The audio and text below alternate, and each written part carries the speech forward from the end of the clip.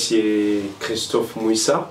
Bonjour, messieurs les journalistes. Monsieur Christophe Mouissa, dites-nous réellement, qu'est-ce qui s'est passé au Rwanda en 1994? Bon, merci beaucoup pour la question. Il faut préciser qu'aujourd'hui, ça fait 30 ans, jour pour jour, depuis qu'il y a eu cette barbarie humaine, ce génocide qui a ravagé des millions de personnes au Rwanda et qui a malheureusement produit plusieurs conséquences dans toute la sous-région et en Afrique en général.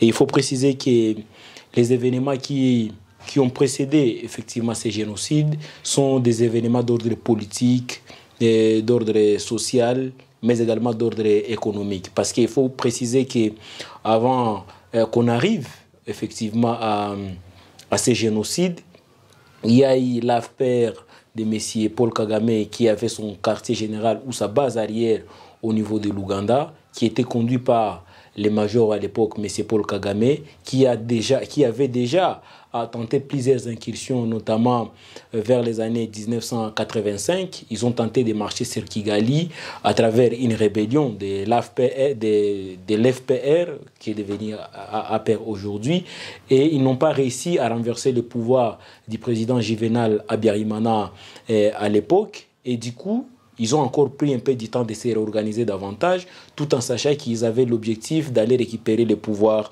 au niveau du Rwanda. Mais les démarches se sont poursuivies parce qu'il y avait des questions liées à des communautés au niveau du Rwanda et ils ont réussi à s'asseoir au niveau d'Arusha en Tanzanie où ils ont signé un accord le 28 décembre 1993 et c'est sur base de cet accord qu'il y a eu la décision de déployer ce qu'ils ont appelé les bataillons 600 au niveau pour sécuriser la ville de Kigali.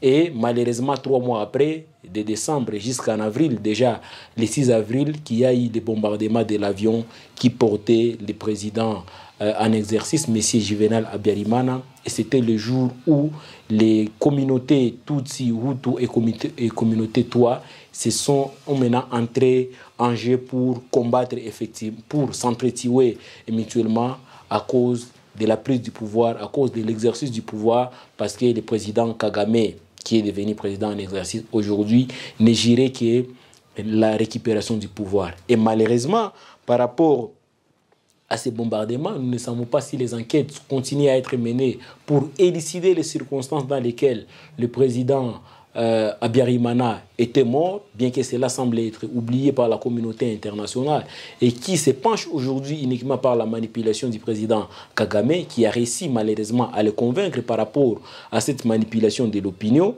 Et ces bombardements malheureusement est passé aujourd'hui inaperçu, oubliant que les conséquences étaient énormes. Il y avait des dégâts et des dommages collatéraux qui ont été produits à l'intérieur du Rwanda comme à l'extérieur, notamment l'un des pays les plus victimes, c'est nous, la République démocratique du Congo, parce que nous devons parler également des conséquences. Et ces conséquences, effectivement, il y a eu des mensonges qui se rencontrent autour de ces génocides, parce que déjà le nombre de gens qui sont morts dans les 3 mois, je pense plus ou moins 100 jours, de ces génocides, il a causé, premièrement, il y a ce que nous appelons les déplacements massifs des populations qui venaient du Rwanda et qui se sont déversés les uns vers le Burundi, les autres vers l'Ouganda et les autres se sont déversés vers le Congo, la majorité d'ailleurs dans les Sids et le Nord Kivu. Et ces déplacements ont causé une crise d'identité et aujourd'hui, Kagame continue à poursuivre ces combats dans ce sens-là, disant qu'il est en train de poursuivre les ennemis qu'on appelle aujourd'hui les FDLR, les ex-Interahamwe, qui constituaient à l'époque la jeunesse du parti au pouvoir de M. Juvenal Habyarimana. Et cette manipulation, malheureusement, de l'opinion, aujourd'hui reste consommée par la majorité de la communauté internationale et certains pays qui l'acceptent soit naïvement, soit par contrainte, on ne sait pas, ou soit il y a eu une très mauvaise communication et aujourd'hui, le président Kagame se porte comme étant le porte-parole de la communauté Tutsi parce que partout où il passe, on ne parle pas du génocide des Rwandais ou des communautés rwandaises, on parle uniquement du génocide de la communauté Tutsi. Ce qui est en contradiction ou paradoxalement accepté par les autres qui ont étudié en profondeur la question du Rwanda, parce que les effectifs ou les statistiques nous prouvent qu'à l'époque au Rwanda, il y avait plus ou moins 1 500 000 habitants. Mais comment ça fait-il que parmi 1 500 000 habitants, on en compte plus de 800 000 morts? Et ces 800 000 morts, on les appelle uniquement des minoritaires. Alors que lorsque nous prenons des calculs, les 800 morts, c'est déjà au-delà de la moitié de la population. Est-ce que le Rwanda, à l'époque, était uniquement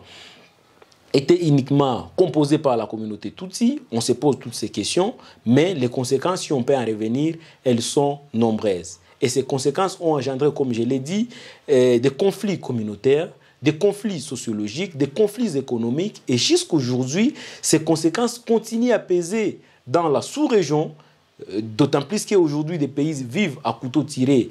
Nous avions appris la fermeture ou la rupture des relations diplomatiques entre le Burundi et le Rwanda, entre la RDC et le Rwanda aujourd'hui. En tout cas, il y a une véritable tension qui continue à peser. Et ça, au fait, ce sont des conséquences de ces 30 dernières années qui ont été effectivement enregistrées par les génocides où nous avons vu les pays de la communauté internationale se mobiliser, alors que c'est eux-mêmes qui sembleraient être à la base, effectivement, de ces génocides, parce que les machettes au Rwanda, à l'époque, il n'y a jamais eu une usine qui produise des machettes. Les AFPR, les armes qu'ils utilisaient, à l'Ouganda, l'Ouganda n'a pas une usine de production d'armes. Donc, au-delà de cette criminalité, de cette barbarie humaine qui a été enregistrée au Rwanda, il faut préciser aussi que les autres pays en ont été victimes, notamment la République démocratique du Congo, qui d'ailleurs, déjà vers les années 1993 jusqu'en 2003, il y a tout un rapport des Nations Unies qui a été publié, qu'on appelle le rapport Mapping, dans lequel il est répertorié plus de 617 cas de violations graves des droits de l'homme.